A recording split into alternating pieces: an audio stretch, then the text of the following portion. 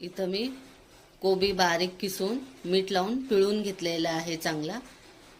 त्याच्यात आता ह्या मोठा बारीक चिरलेला कांदा, थोडी कोथिंबीर, 1 चमचा आलं लसूण पेस्ट घालायचे आहे। आता याच्यात थोडेसे मसाले घेतलेले आहेत, काळी मिरी पावडर, चाट मसाला, मीठ, आमचूर पावडर, चिली फ्लेक्स आणि गरम मसाला हे घालायचं आहे।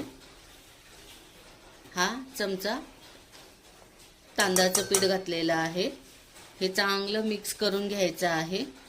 हे बघा, एवढाच चमचा बेसन घेतलेला आहे, म्हणजे 2 मोठे चमचे, ते घालून मिक्स करून घ्यायचं आहे। बघा, चांगलं मिक्स करून घेतलेलं आहे।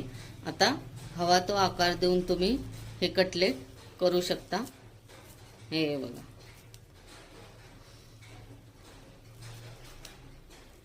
मी असे गोल करत आहे, छोटे छोटे करते।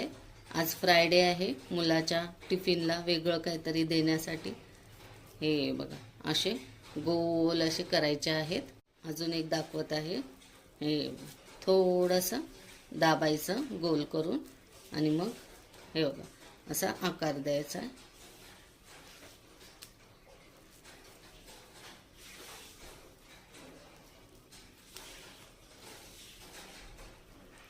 हे बघा असं आकार दिलेला आहे। हे बघा, इथं मी बारीक रवा घेतलेला आहे, ते असं घोळवून आणि मग तेलात सोडायचं आहे। हे बघा, परत एक दाखवते। हे बघा, असं तांदळाचं पीठही तुम्ही लावू शकता। मी मगाशी तांदळाचं पीठ त्या बॅटरमध्ये घातलेलं आहे, म्हणून मी रवा घालत आहे। असे खरपूस असे तळून घ्यायचे आहेत।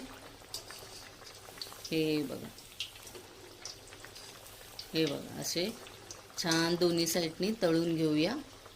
दोन्ही साईडनी छान असे तळलेले आहेत। आता हे एका जाळीवर काढून ठेवूया। छान असे कोबीचे कटलेट रेडी झालेले आहे।